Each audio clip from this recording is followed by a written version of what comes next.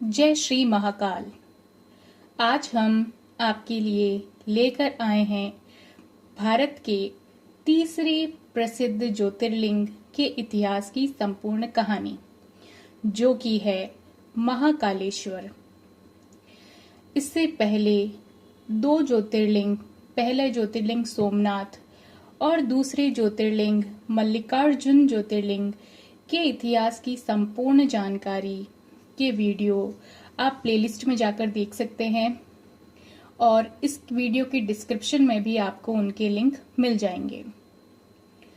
महाकालेश्वर ज्योतिर्लिंग शिव को समर्पित एक हिंदू मंदिर है और भारत के 12 ज्योतिर्लिंगों में से एक है।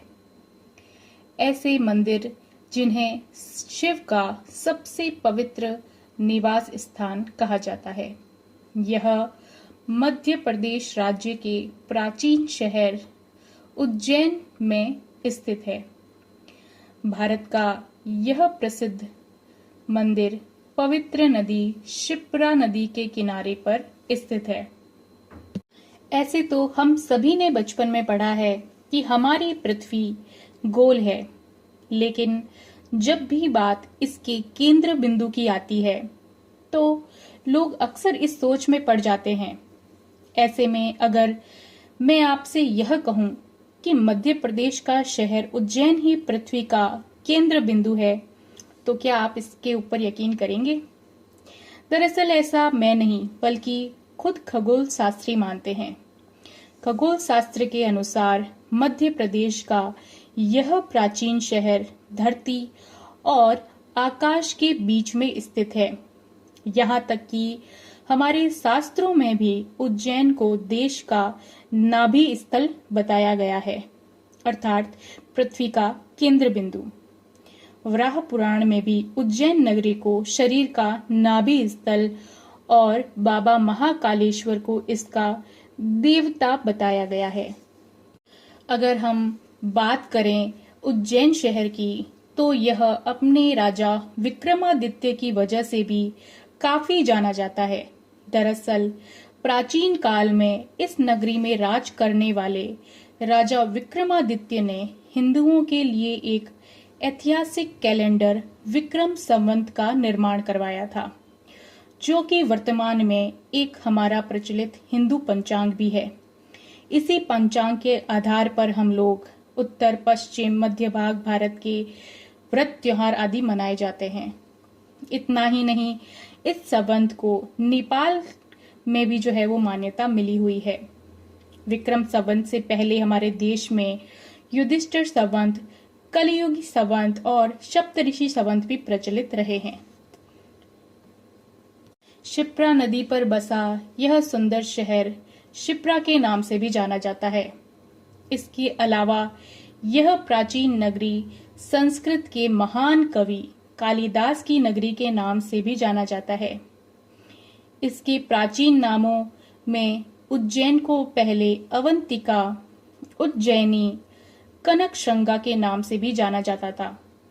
यह मध्य प्रदेश के 5वें सबसे बड़े शहरों में से एक है, जो कि अपनी धार्मिक मान्यता के चलते दुनिया भर में बहुत ही प्रसिद्ध है। महाकालेश्वर मंदिर के अलावा यहाँ पर अन्य मंदिर भी हैं जो कि काफी प्रसिद्ध हैं। तो आइए महाकालेश्वर मंदिर के बारे में जानते हैं। कहते हैं कि जो महाकाल का भक्त है, उसका काल भी कुछ नहीं बिगाड़ सकता। महाकाल के 12 ज्योतिर्लिंगों में से जो तीसरे स्थान पर यह महाकालेश्वर ज्योतिर्लिंग आता है। शिव पुराण के कोटि रुद्र संहिता में महाकालेश्वर ज्योतिर्लिंग की कथा का वर्णन विस्तार से किया गया है। इसे उज्जैन यानी कि अवंतिका नगरी में एक बहुत ही बड़ा शिव भक्त ब्राह्मण रहता था, जिसके 4 बेटे थे और वह 4 भी भगवान शिव के बड़े ही भक्त थे। वह हर रोज पार्थिव शिवलिंग बनाकर उनकी पूजा किया करते थे।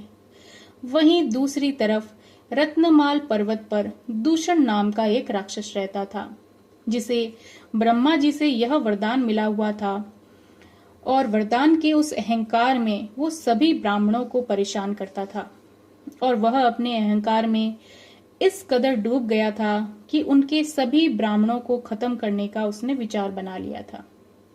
सभी ब्राह्मणों को पूजा करने से रोकना, उन्हें को जान से मार देना और हर रोज धर्म कर्म के काम को रोकना उसका तो रोज का ही काम हो गया था। और जब महर्षि वेद प्रिय और उनके बेटों की बात आई तो सभी शिव भक्ति में लीन हो गए और दिल से शिव को पुकारने लगे। भगवान शिव ने उनकी पुकार सुनी और जिस शिवलिंग की वह लोग पूजा करते थे उसी शिवलिंग से प्रकट होकर दूषण नामक राक्षस का उन्होंने वध किया और सभी ब्राह्मणों का कल्याण किया। उन सभी ब्राह्मणों ने भगवान शिव से यह विनती की कि शिव आप हमारे साथ यहीं विराजमान हो जाइए। तो शिव जी ने शिवलिंग रूप स्वरूप उसी जगह पर वह विराजमान हो गए जिसे आज हम महाकाल के नाम से जानते हैं। महाकाल का ये अद्भुत मंदिर जो सिर्फ एक मंदिर ही नहीं बल्कि आपकी आत्मा को हिला देने वाला स्थान है। यहाँ आकर आप अपने रूप से स्वयं परिचित होते हैं। पौराणिक कथाओं में यह मंदिर 900 से 1000 साल पुराना है जिसका निर्माण उज्जैन के राजा विक्रमादित्य ने करवाया था। वैसे तो हर कहानी में विक्रमादित्य की कहानी जरूर मिलेगी क्योंकि उन्होंने यहाँ पर राज किया था। इस मंदिर की यह खास बात है कि जो यहाँ पर दिल से आता है, दिल से शिव को मानता है और महाकाल शिवलिंग पर किसी भी दुखियारे का जल छू जाता है, उसे अपनी समस्या बताने की भी जरूरत नहीं पड़ती। स्वयं उसके कष्ट ऐसे बह जाते हैं जैसे नदी के प्रवाह में कागज की नाव। उज्जैन इसीलिए बहुत ही प्रसिद्ध है। अब बात करें मुगल शासन की, तो मुगल शासन के काल में 11वीं सदी में तुर्किश शासक इल्तुतमिश ने महाकाल मंदिर और यहाँ की ऐतिहासिक धरोहर को बिल्कुल ही नष्ट करवा दिया था। उसके बाद हिंदू राजाओं ने इसका पुनः निर्माण करवाया। महाकाल की मान्यताएं इतनी थी कि 7 समंदर पार से भी लोग यहाँ पर महाकाल के दर्शन करने के लिए आते थे। लेकिन उस वक्त दर्शनार्थियों की संख्या इतनी ज्यादा थी और महाकाल में व्यवस्थाएं बहुत ही कम थी। इसी समस्या को देखते हुए प्रधानमंत्री मोदी जी ने यहाँ पर महाकाल कॉरिडोर बनाने का निश्चय किया और 11 अक्टूबर 2022 को मोदी जी के द्वारा इस भव्य कॉरिडोर का उद्घाटन हुआ। इस भव्य उद्घाटन के बाद जो है वो यह कॉरिडोर 900 मीटर लंबा बन गया जिसमें शिव विवाह, त्रिपुरासुर वध, शिव पुराण और शिव तांडव स्वरूप जैसे भगवान शिव से संबंधित कहानियां दर्शाई जा रही है। यहाँ पर अनेक मूर्तियां और कई भित्ति चित्र भी लगे हुए हैं जो भगवान शिव के भव्य रूप को दर्शाते हैं। आइए अब महाकाल मंदिर के बारे में कुछ बात करते हैं। महाकाल मंदिर जो है उसके ऊपर गर्भगृह में ओंकारेश्वर शिव की मूर्ति प्रतिष्ठित है। गर्भगृह के पश्चिम और उत्तर और पूर्व में गणेश, पार्वती और कार्तिकेय के चित्र स्थापित किए गए हैं। दक्षिण में एक नदी की प्रतिमा है और तीसरी मंजिल पर नागचंद्रेश्वर की मूर्ति केवल जो है वो नाग पंचमी के दिन दर्शन के लिए खोली जाती है। आइए महाकाल मंदिर के कुछ रहस्यों के बारे में बात करते हैं। महाकाल का जो संबंध है केवल मृत्यु से है, लेकिन यह पूरा सच नहीं है।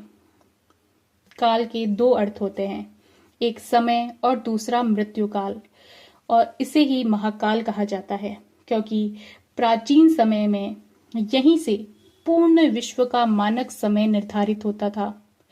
इसीलिए इस ज्योतिर्लिंग का नाम जो है वो महाकालेश्वर रखा गया। दूसरा कारण भी काल से ही जुड़ा हुआ है। दरअसल महाकाल का शिवलिंग तब प्रकट हुआ जब महादेव को एक राक्षस दूषण का अंत करना था। भगवान शिव उस राक्षस का काल ही बनकर आए थे। उस दिन के बाद अवंती नगरी उज्जैन के नाम से जानी जाने लगी। वहां के वासियों के आग्रह पर महाकाल वहीं पर उपस्थित हो गए और समय के अंत तक वह यहीं रहेंगे, इसीलिए इन्हें महाकाल कहा जाता है। कहते हैं कि यहाँ पर कोई रात नहीं बिता सकता। उज्जैन का एक ही राजा है और वह है महाकाल बाबा। विक्रमादित्य के शासन के बाद में यहाँ पर कोई भी राजा रात में नहीं रुक सकता। जिसने भी यह दुस्साहस किया वह संकटों से घिरकर मारा गया। पौराणिक कथा और सिंहासन बत्तीसी की कथा के अनुसार राजा भोज के काल से ही यहाँ कोई भी राजा नहीं रुक पाया। वर्तमान में भी कोई भी राजा, मुख्यमंत्री, प्रधानमंत्री यहाँ पर रात जो है वो नहीं रुक सकते। दूसरा कारण और उदाहरण यह है कि एक बार जो है वो देश के चौथे प्रधानमंत्री मोरारजी देसाई जो है, जब मंदिर के दर्शन करने के बाद रात में यहाँ रुके थे तो उनकी सरकार अगले ही दिन गिर गई थी। यह एक मान्यता है। आइए अब महाकाल की जो भस्म आरती की जाती है उसके बारे में जानते हैं। जितना प्राचीन भगवान महाकाल का मंदिर है उतना ही रहस्य भी यह पुराना है कि जो है महाकाल की भस्म आरती की जाती है। प्राचीन काल में राजा चंद्र सिंह शिव के बहुत बड़े उपासक माने जाते थे। जब राजा रिपुदमन ने उज्जैन पर आक्रमण किया और राक्षस दूषण के जरिए वहां की प्रजा को प्रताड़ित किया, तब राजा की मदद के लिए भगवान शिव से जो है वो गुहार लगाई। तब भगवान शिव ने उनकी गुहार सुनी और उस दुष्ट राक्षस का वध किया। इतना ही नहीं, भगवान शिव ने भूषण की राख से अपना श्रृंगार किया और वह हमेशा के लिए यहाँ पर बस गए। तो इस तरह से भस्म आरती की जो है वो शुरुआत हुई। यहाँ पर भगवान शिव के शिवलिंग पर चिता की ताजी भस्म से आरती की जाती थी और इसी से उनका श्रृंगार भी होता था। एक कथा के अनुसार प्राचीन काल में प्रतिदिन एक मुर्दे की राख से भस्म आरती की जाती थी, परंतु एक बार उज्जैन के शमशान में कोई भी शव नहीं मिलने के कारण उस समय पुजारी ने अपने ही पुत्र की बलि देकर उसकी चिता की राख से भस्म आरती की, जिसे भगवान महाकालेश्वर अत्यधिक प्रसन्न हुए। उन्होंने पुजारी के पुत्र को जीवन दान देते हुए कहा, आज से उनकी आरती कपिला गाय के गोबर के कंडे मिलाकर तैयार की जाए और उसी से ही उनकी आरती नियमित रूप से आज भी की जाती है। यहाँ पर एक मंदिर है, श्री नाग चंद्रेश्वर मंदिर, उसका भी एक रहस्य है। इस मंदिर की खास बात यह है कि यह मंदिर साल में सिर्फ एक दिन, नाग पंचमी के दिन ही खोला जाता है। ऐसी मान्यता है कि नागराज तक्षक स्वयं मंदिर में रहते हैं।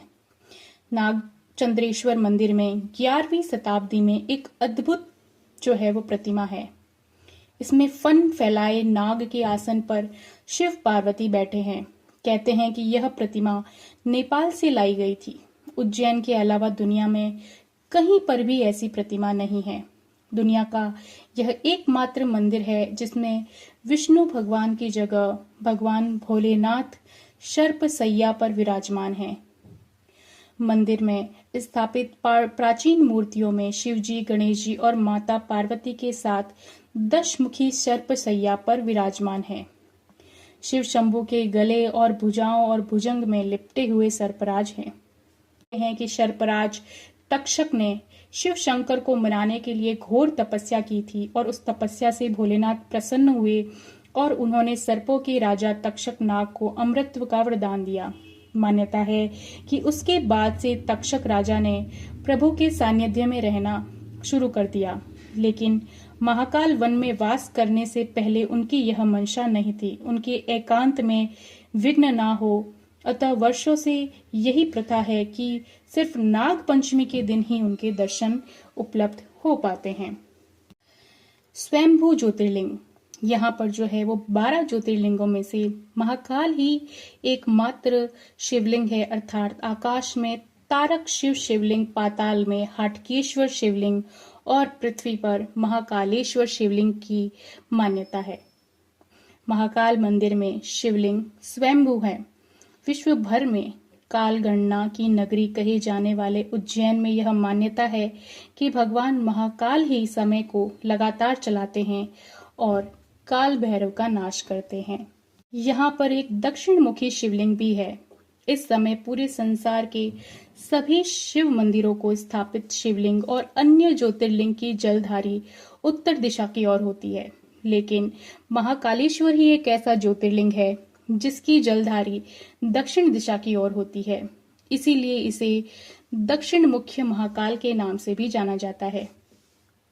इस शिवलिंग को नष्ट करने की पूरी कोशिश की गई थी, जिसके कारण पुजारियों ने इसे छुपा दिया था और इसकी जगह एक दूसरा शिवलिंग रखकर उसकी पूजा करने लग गए थे। बाद में उन्होंने उस शिवलिंग को वही महाकाल के प्रांगण में अन्य जगह स्थापित कर दिया था, जिसे आज जूना महाकाल भी कहा जाता है। यह मंदिर जो है वो 18 महाशक्ति पीठों में से भी एक माना जाता है। शक्तिपीठ वे मंदिर होते हैं जब शिव सती देवी को शव को जब ले जा रहे थे तब उनके शरीर के अंग यहाँ पर गिर गए थे, जिनके कारण शक्ति की उपस्थिति यहाँ पर स्थापित हुई। 51 शक्ति पीठों में से प्रत्येक में शक्ति और काल भैरव के मंदिर हैं। अगर आप उज्जैन की यात्रा करना चाहते हैं, महाकालेश्वर मंदिर जाना चाहते हैं, तो यहाँ पर जाने का जो सबसे अच्छा समय है वो मार्च से अप्रैल का है और अक्टूबर से नवंबर महीने का है।